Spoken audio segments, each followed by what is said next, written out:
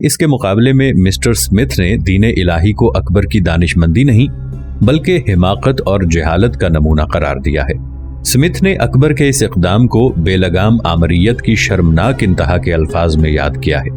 جن لوگوں نے دین الہی کی کھلم کھلا مخالفت کی، ان میں سے سر فہرست عبداللہ خان ازبک آتا ہے۔ عبداللہ کسی دور میں اکبر کے بہترین سالاروں میں شمار کیا جاتا تھا، اور پھر عبداللہ خان ازبک اکبر کا رشتہ دار بھی تھا۔ ہندوستان سے نکل کر وہ بدخشاں پر جا کر قابض ہو گیا تھا، اور وہاں سے وہ اکبر کو خط لکھتا رہا اور اسے دین الہی پر ملامت کرتا رہا۔ مخالفت کرنے والوں میں ملا عبد القادر بدایونی بھی پیچھے نہیں رہے۔ انہوں نے جب شیخ مبارک اور اس کے دونوں بیٹوں ابو الفضل اور فیضی کو اس روپ میں دیکھا کہ وہ اکبر کو ارادتاً غلط راستے پر ڈالنے کی کوشش کر رہے تھے، تو وہ بھی نہ رہ سکے۔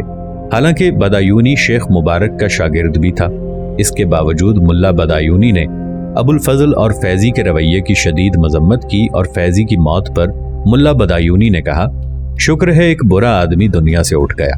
ملا بدایونی نے دین الہی کی براہ راست مخالفت کی، حتیٰ کہ اکبر کی موجودگی میں بھی تنقید کرتا رہا۔ بدایونی نے اپنی کتاب منتخب تاریخ میں دین الہی اور اکبر کی مذہبی پالیسی کی شدید مذمت کی۔ یہ کتاب گو اکبر کی وفات کے بعد شائع ہوئی، لیکن یہ حقیقت ہے کہ دین الہی پر تنقید کے سلسلے میں ملا عبد القادر اکبر کے روبرو بھی اس قدر جرت مند رہا جتنا اس کی عدم موجودگی میں تھا۔ ملا بدایونی جیسے جرت مند لوگوں کے مقابلے میں ابو الفضل جیسے لوگ بھی تھے جو یقیناً دل سے دین الہی اور اکبر کی غیر ذمہ دارانہ حرکات کو نفرت کی نگاہ سے دیکھتے تھے، لیکن صرف دنیاوی عز و جاہ اور حصول مال اور متاع کی خاطر اپنی زبانوں پر مہریں لگاتے ہوئے بالفاظ دیگر وہ منافقت سے کام لے رہے تھے۔ مثلا جب ابو الفضل کو دین الہی کے اجرا کے بعد خلیفہ اول بنایا گیا تو خانہ خانہ نے ابو الفضل سے بذریعہ خط دریافت کیا کہ اگر وہ اپنے لڑکے کو جو بلا وجہ اس کے ساتھ دربدر ہے دین اور آئین سے روشناس کرانے کے لیے دربار میں بھیج دے تو کیا مذائقہ ہے۔ ابو الفضل نے خانہ خانہ کے خط کے جواب میں لکھا، لڑکے کو دربار میں بھیجنے سے کیا حاصل ہوگا، اصلاح عقیدہ کی امید رکھنا ہی بے سود ہے، خود دربار میں بھی کچھ نہیں رکھا۔ ابو الفضل کے ان چند الفاظ سے اس کے ظاہر اور باطن کے فرق کا صحیح اندازہ کیا جا سکتا ہے۔ مخالفت کرنے والوں میں مخدوم الملک ملا عبداللہ سلطان پوری بھی پیش رہا۔ اس نے دربار سے رشتہ توڑ دیا، مسجد میں رہائش اختیار کی اور اکبر کے خلاف کفر کا فتویٰ صادر کر دیا۔ اکبر نے اس عالم دین کی جرت اور جسارت کی داد دینے کی بجائے اس کی توہین کی اور اس کو زبردستی حج پر بھیج دیا۔ اکبر نے یہ حکم بھی دیا کہ مخدوم الملک کو دوبارہ وطن واپس لوٹنے کی اجازت نہیں ہوگی۔ اس کے باوجود عبداللہ سلطان پوری حج کر کے واپس آیا اور احمد آباد کے مقام پر وفات پائی۔ اس جرت مند شخص کو جالندھر میں سپرد خاک کیا گیا۔ دوسرا عالم دین اور درباری عالم شیخ عبد النبی تھا، جس نے دین الہی کے نفاذ کے فوراً بعد دربار سے اپنا تعلق ختم کیا اور مسجد میں جا بیٹھا۔ اس نے بھی اکبر پر کفر کا فتویٰ صادر کیا۔ اکبر نے ملا سلطان پوری کی طرح شیخ عبد النبی کو بھی زبردستی حج پر جانے اور واپس نہ آنے کا حکم دے دیا۔ شیخ عبد النبی نے ملک سے باہر جاتے ہی اکبر کے خلاف زبردست پروپیگنڈا کیا۔ علاوہ ازیں واضح شاہی احکام کے باوجود حج سے واپس لوٹ آیا۔ اکبر نے اسے دربار میں طلب کیا، پھر اس پر عائد الزام کی وضاحت طلب کی۔ اس دوران اکبر اور شیخ عبد النبی کے درمیان زبردست تلخ کلامی ہوئی، حتیٰ کہ اکبر نے اس عالم دین کے منہ پر مکہ بھی مارا۔ بعد ازاں ابو الفضل نے شیخ عبد النبی کو قتل کرا دیا۔ دور اکبری کے ایک معروف شاعر حکیم مصری نے فیضی کے اس شعر کے جواب میں شعر سپرد قلم کیا۔ بادشاہ نے نبوت کا دعویٰ کیا ہے، انشاءاللہ چند سال بعد وہ خدائی کا دعویٰ بھی کرے گا۔ اس کے علاوہ راجہ مان سنگھ نے بھی واضح طور پر دین الہی قبول کرنے سے انکار کر دیا، اس کی جگہ اسلام قبول کر لینے کی پیشکش کی۔ ایک اور اہم شخصیت قطب الدین خان نے دین الہی کو قبول کرنے کی دعوت کو حقارت سے ٹھکرا دیا۔ اس نے اکبر کی مخالفت کی کوئی پرواہ نہ کی، آخر دم تک مخالفت کرتا رہا۔ اکبر کے سالاروں میں سے ایک سالار شہباز خان تھا جو 5000 لشکریوں کا کماندار تھا۔ اکبر نے جب اسے دین الہی قبول کرنے کے لیے کہا تو اس نے صاف انکار کر دیا، حتیٰ کہ شہباز خان نے کہا کہ وہ دین الہی کی مخالفت کو کار ثواب سمجھتا ہے۔ اکبر اس جواب پر سخت غصے میں آ گیا۔ اس نے دربار میں شہباز خان کو جوتیاں لگوانے کی دھمکیاں دیں لیکن اس کے باوجود شہباز خان نے مخالفت جاری رکھی اور دین الہی قبول نہ کیا۔ اکبر کے دین الہی کے تابوت میں آخری کیل لگانے والے حضرت مجدد الف ثانی رحمت اللہ علیہ تھے۔ جہاں تک مجدد الف ثانی رحمت اللہ علیہ کا تعلق ہے تو آپ رحمت اللہ علیہ کے والد محترم کا نام شیخ عبد الاحد تھا، جو سرہند کے رہنے والے تھے۔ والد نے آپ کا نام احمد رکھا تھا، لقب بدر الدین مشہور تھا، کنیت ابو البرکات تھی۔ سلسلہ نسب حضرت عمر فاروق رضی اللہ عنہ سے ملتا ہے۔ حفظ قرآن کے بعد ابتدائی تعلیم اپنے والد ہی سے حاصل کی۔ اس کے بعد سیالکوٹ جا کر مولانا کمال کشمیری سے معقولات کی بعض کتابیں پڑھی۔ حدیث میں آپ کے استاد مولانا یعقوب کشمیری تھے۔ 17 برس کی عمر میں جملہ علوم ظاہریہ سے فارغ ہو کر مسند پر بیٹھے اور مدت تک درس و تدریس کے ساتھ ساتھ طالبان حق کو فیوز اور برکات سے نوازتے رہے۔ اس کے بعد آگرہ تشریف لے گئے۔ جن ایام میں آپ پیدا ہوئے ان دنوں بر صغیر پاک و ہند کے علاقوں میں مغل شہنشاہ جلال الدین اکبر کے دین الہی کا زور زوروں پر تھا، جس کا بنیادی مقصد ہندو اور مسلمانوں کو ملا کر ایک مخلوط مذہب بنانا تھا، جس کا مرکز اور محور بادشاہ کی ذات تھی۔ چنانچہ زرپرست علماء نے اکبر کو مہدی، صاحب زبان اور امام الملک وغیرہ ثابت کرنے کی کوشش کی۔ ایک تو اسے خدا کا عکس ٹھہرا دیا۔ تمام مذاہب کے مختلف عقائد کا یہ ایک مجموعہ تھا۔ اس میں تناسخ سجدہ، آفتاب کی پوجا کرنا، گائے کی حرمت وغیرہ شامل تھی۔ ہندو تہواروں کو بڑے اہتمام سے منایا جاتا اور پارسیوں کی آتش پرستی، عیسائیوں کی تثلیث اور ناقوس نوازی بھی اس نام نہاد دین میں شامل تھی۔ کہتے ہیں ایک روز حضرت مجدد الف ثانی ابو الفضل کے بھائی فیضی کے مکان پر گئے۔ وہ بے نطق تفسیر لکھنے میں مصروف تھا۔ جب آپ کو دیکھا تو بہت خوش ہوا اور کہنے لگا کہ آپ بڑے اچھے وقت پر آئے۔ اس وقت میں تفسیر کے ایک مقام کے لیے غیر مشکوک الفاظ کے لیے سوچ رہا تھا۔ آپ نے فیضی کو اس مقام کے متعلق الفاظ بتا دیے۔ اس سے وہ مزید متاثر ہوا۔ جب آپ کو آگرہ میں رہتے ہوئے کچھ عرصہ گزر گیا تو آپ کے والد ماجد آپ کو بلا کر سرہند لے گئے۔ راستے میں تھانیسر کے رئیس شیخ سلطان کی صاحبزادی سے آپ کا نکاح ہوا۔ اس شادی میں آپ کو کثیر مال و دولت ملا۔ وطن پہنچنے کے بعد آپ نے ایک مسجد تعمیر کرائی۔ اس کے بعد آپ لاہور تشریف لے آئے اور یہاں بڑی کامیابی حاصل کی۔ حقیقت یہ ہے کہ لاہور میں حضرت مجدد کی خاص نگاہ التفات تھی، کیونکہ بر صغیر میں دوسرے بڑے بڑے شہروں کے مقابلے میں یہاں اسلامی اثرات زیادہ زوروں پر تھے۔ ان دنوں لاہور کا حاکم قلیج خان تھا، جس نے اپنے زمانے میں تقویت دین اور ترویج علوم اسلامی کے سلسلے میں بڑی گراں قدر خدمات انجام دی تھی۔ غیر منقسم ہندوستان کی اسلامی تاریخ میں حضرت مجدد الف ثانی رحمت اللہ علیہ کا نام نامی سر فہرست ہے۔ آپ نے اس خطہ ارضی میں جو اہم اسلامی خدمات انجام دی وہ آب زر سے لکھنے کے قابل ہیں۔ آپ اس سرزمین میں پہلے شیخ طریقت تھے جن کو نہ صرف غیر مسلموں کے جارحانہ مذہبی حملوں کا مقابلہ کرنا پڑا اور آپ نے پوری قوت اور کامیابی کے ساتھ ان کا مقابلہ کیا، بلکہ خود مسلمانوں کے اندر بعض نئے فرقوں کے پیدا کردہ مقاصد کا طلسم بھی آپ نے توڑا اور دین خالص کی اشاعت کی۔ آپ بر صغیر پاک و ہند میں ان علماء مفکرین اسلام کے اولین نمائندے تھے جنہوں نے فکر اور عقیدے قسم کے ہر چیز کو پہلے اسلام کی کسوٹی پر رکھا۔ اگر وہ شرعی معیار پر پوری اتری اسے لے لیا، ورنہ رد کر دیا، کیونکہ آپ کو شرعی احکامات کا ہر لحاظ سے بڑا ادب اور لحاظ تھا۔ اکبر کے عہد کی پیدا کردہ خرابیوں کا آپ پر بڑا اثر تھا۔ جب آپ یہ دیکھتے کہ ایک مسلمان بادشاہ کے عہد حکومت میں احکامات اسلامی جاری کرنے سے عاجز ہیں تو واویلا پکار اٹھتے تھے۔ آپ ان کوششوں کے سخت مخالف تھے جو اسلام اور ہندو مت کے امتزاج کے متعلق بعض ہندو اور مسلمان پسند کرتے تھے۔ بہرحال حضرت مجدد الف ثانی رحمت اللہ علیہ وہ ہستی تھے جو کوئی بھی خلاف شرع کام پسند نہیں کرتے تھے۔ اکبر نے آپ کی اس بزرگی، شریعت سے آپ کی محبت اور دین سے آپ کی اس الفت کو کوئی اہمیت نہ دیتے ہوئے آپ کو اپنے دین الہی کی دعوت دی۔ حالانکہ اکبر جانتا تھا کہ حضرت مجدد الف ثانی رحمت اللہ علیہ بر صغیر میں مسلمانوں کی روحانی عظمت کے حامی تھے۔ اکبر کی فوج کا ایک ایک لشکری ان کی غلامی پر فخر محسوس کرتا تھا۔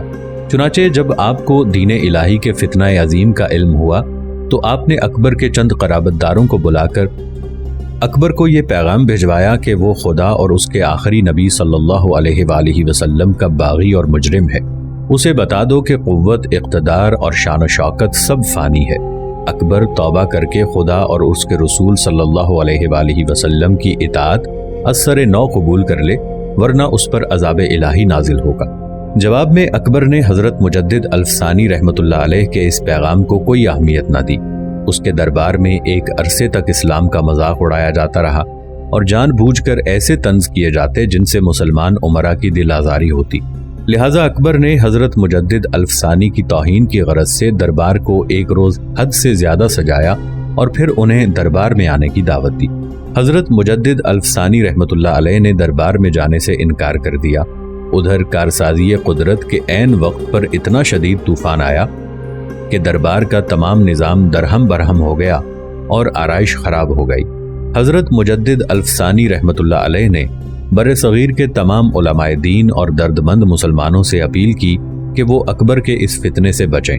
उन्होंने दीन इलाही के खिलाफ बाकायदा तहरीक चलाई। अकबर के इंतकाल और शहजादा सलीम यानी जहांगीर की तख्त नशीनी के वक्त दीन इलाही के खिलाफ हज़रत मुजद्दिद अल्फ़सानी रहमतुल्लाह अलैह की तहरीक अपने उरूज पर थी। लिहाजा जहांगीर को हज़रत मुजद्दिद अल्फ़सानी से बहुत ख़तरात पैदा हो गए और उन्हें गवालियार के क़िले में बंद कर दिया। आपकी गिरफ्तारी ने बर्रे सग़ीर के मुसलमानों में आग लगा दी। जहांगीर को तख्त ताज डोलता नजर आया। उसने आपको रिहा करना चाहा तो आपने सबसे पहली शर्त ये पेश की कि दीन इलाही मनसूख करार दिया जाए, वरना वो रिहाई कबूल ना करेंगे।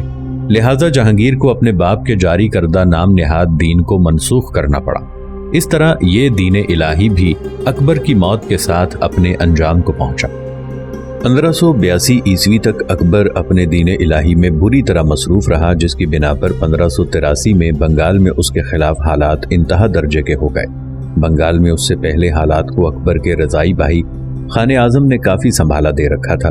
चुनाचे जब खाने आज़म को सबकदोश कर दिया गया तब बंगाल के हालात मजीद अबतर हो गए। चुनाचे बंगाल के रोज़ बरोज़ बिगड़ते और अबतर होते हालात पर काबू पाने के लिए अकबर ने अपने 2 सालारों का इंतखाब किया, एक शहबाज खान और दूसरा आदिल खान। शहबाज खान वही सालार था जिसे अकबर ने अपने दीन इलाही में शामिल होने की तरगीब दी थी, लेकिन शहबाज खान ने दीन इलाही को अकबर के सामने बुरी तरह रद्द कर दिया था। उसने न सिर्फ दीन इलाही को कबूल करने से इनकार किया बल्कि उसके खिलाफ भी आवाज़ उठाई। चूंकि शहबाज खान अच्छा सालार था, लिहाजा अकबर दरगुजर कर गया। जहाँ तक आदिल खान का ताल्लुक था तो जब तक अकबर अपने दीन इलाही पर जोर देता रहा, आदिल खान अपने दोनों भाइयों के साथ अकबर से दूर ही दूर रहा। और जब अकबर ने शहबाज खान और आदिल खान दोनों को एक लश्कर देकर बंगाल जाने का हुक्म दिया, तब आदिल खान ने खुदा का शुक्र अदा किया कि वो अकबर से दूर हो रहा है, इसलिए कि उसे हर लम्हा ये खतरा था कि अकबर कहीं उसे दीन इलाही में दाखिल होने की दावत ना दे दे। इसलिए कि आदिल खान ने तहैया कर रखा था कि अकबर ने ऐसा किया तो वो सरेआम न सिर्फ दीन इलाही की तजलील करेगा बल्कि दीन इलाही को कबूल करने से अकबर के सामने इनकार कर देगा। आदिल खान और शहबाज खान दोनों अपना लश्कर लेकर जब बागियों और सरकशों की हुदूद के करीब पहुंचे, तब अकबर के भेजे हुए मुखबिरों ने उन दोनों को इत्तला दी कि उन दोनों की आमद की खबर बागियों को हो चुकी है। लिहाजा बागियों ने 2 मकामात पर इज्तमा कर लिया है। बागियों का एक बहुत बड़ा गिरोह कालीगंज और दूसरा तलियागढ़ी में जमा हो चुका है और इन्हीं 2 मकामात पर वो मुकाबला करने की कोशिश करेंगे। मुखबिरों की इस इत्तला पर शहबाज खान ने बड़े गौर से आदिल खान की तरफ देखा, फिर कहने लगा, मेरे भाई अब कहो तुम्हारा क्या इरादा है। इस मौके पर आदिल खान के चेहरे पर हल्का सा तबस्सुम नमूदार हुआ। फिर शहबाज खान की तरफ देखते हुए कहने लगा, अगर बागी अपने आप को 2 हिस्सों में तकसीम करने के बाद 2 मुख्तलिफ जगहों पर इज्तमा कर चुके हैं तो कोई बात नहीं, हम भी अपने लश्कर को 2 हिस्सों में तकसीम करते हैं। शहबाज खान, एक हिस्सा तुम लेकर तलियागढ़ी का रुख करो, मैं कालीगंज की तरफ जाता हूँ। मुझे उम्मीद है कि हम दोनों अपने अपने मकाम पर बागियों को शिकस्त देकर उन्हें ज़ेर करते हुए उनकी बगावत और सरकशी को ख़त्म करने में कामयाब हो जाएंगे। शहबाज खान ने आदिल खान की इस तजवीज़ से इत्तफाक किया। चुनाचे लश्कर को 2 बराबर हिस्सों में तकसीम किया गया। एक हिस्सा आदिल खान लेकर कालीगंज की तरफ कूच कर गया, जबकि दूसरे हिस्से के साथ शहबाज खान तलियागढ़ी का रुख कर रहा था। कालीगंज और तलियागढ़ी की तरफ जाते हुए आदिल खान और शहबाज खान ने अपनी राहबरी और रहनुमाई के लिए مخبر بھی آپس میں تقسیم کر لیے تھے اور یہی مخبر دونوں کی رہنمائی کالی گنج تک کر رہے تھے۔ عادل خان اپنے حصے کے لشکر کے ساتھ جب کالی گنج کے قریب پہنچا تب اچانک باغیوں کا ایک بہت بڑا لشکر اس کی راہ روک کے کھڑا ہوا۔ اس موقع پر باغی خوشی کا اظہار کرتے ہوئے عجیب و غریب نعرے بلند کر رہے تھے۔ ان کی خوشی کی وجہ یہ تھی کہ انہوں نے اکبر کے بھیجے ہوئے لشکر کو 2 حصوں میں تقسیم کر دیا تھا۔ ایک حصہ شہباز خان لے کر تلیا گڑھی کی طرف چلا گیا تھا، دوسرے حصے کے ساتھ عادل خان ان کے مقابل آیا تھا، لہٰذا انہیں امید تھی کہ اکبر کے اس آدھے لشکر کو وہ لمحوں کے اندر مار بھگانے میں کامیاب ہو جائیں گے۔ چنانچہ اپنے انہی خیالات کو سامنے رکھتے ہوئے باغی اور سرکشوں نے عادل خان پر حملہ آور ہونے کی ابتدا کرنے کا فیصلہ کیا۔ چنانچہ باغی کائنات میں گردش کرتے صدیوں کے اذیتناک عذاب، نغموں کو چنگاریوں، داستانوں کی زینت کو زہر آلود خنجروں، یخبستہ ارادوں کو سلگتے رازوں میں تبدیل کر دینے والی ہولناکیوں کی طرح حملہ آور ہو گئے تھے۔ باغیوں کا خیال تھا کہ عادل خان اور اس کے لشکری ان کا پہلا زوردار حملہ ہی برداشت نہ کر سکیں گے، لہٰذا بھاگ کھڑے ہوں گے۔ لیکن عادل خان جنگ کا وسیع تجربہ رکھتا تھا۔ اس نے بھی اپنے لشکر کو مسافتوں اور فاصلوں کو مٹاتی شرار برق کی طرح آگے بڑھایا۔ وہ صحرائی رات کی گہری خاموشی میں دہکتے آتشی جھکڑوں، ہر شے کے شرارے پر دستک دے کر شکستہ کرتی برہم آندھیوں اور زیست کے بادبان تک پھاڑ دینے والے قضا کے تیز جھکڑوں کی طرح حملہ آور ہو گیا تھا۔ اس طرح کالی گنج کے کھلے اور وسیع میدانوں میں تلواروں کے سائے تلے نقاروں کی گونج نے میدان جنگ کو ہولناک بنا دیا تھا۔ دلوں کے برج ہلا دینے والی طبل کی ہولناک آوازیں چاروں طرف گونجنے لگی تھیں۔ میدان جنگ میں موت بدبختی کے جھماکے اور آشوب بھرا کرب کھڑا کرنے لگی تھی۔ باغیوں کا خیال تھا کہ وہ بہت جلد عادل خان کو مار بھگائیں گے، لیکن انہیں اپنے ہر ارادے، اپنی ہر خواہش میں پسپائی اور ذلت کا سامنا کرنا پڑا۔ جنگ جوں جوں طول پکڑتی جا رہی تھی، توں باغیوں کی لشکر کی تعداد بڑی تیزی سے کم ہونا شروع ہو گئی تھی۔ آخر باغی سرداروں نے جب اندازہ لگایا کہ عادل خان اور اس کے لشکر کے مقابلے میں ان کے اعصاب کی قوت، ان کے رگوں کا لہو، ان کے ارادوں کا وقار جواب دے رہا ہے، تب انہوں نے شکست قبول کی اور بھاگ کھڑے ہوئے۔ عادل خان نے کچھ دور تک ان کا بھرپور تعاقب کر کے ان کی تعداد اس حد تک کم کر دی کہ دوبارہ انہیں اس سے ٹکرانے کی جرت نہ ہو۔ اس کے بعد وہ پلٹا اور باغیوں کے پڑاؤ کی ہر چیز پر اس نے قبضہ کر لیا۔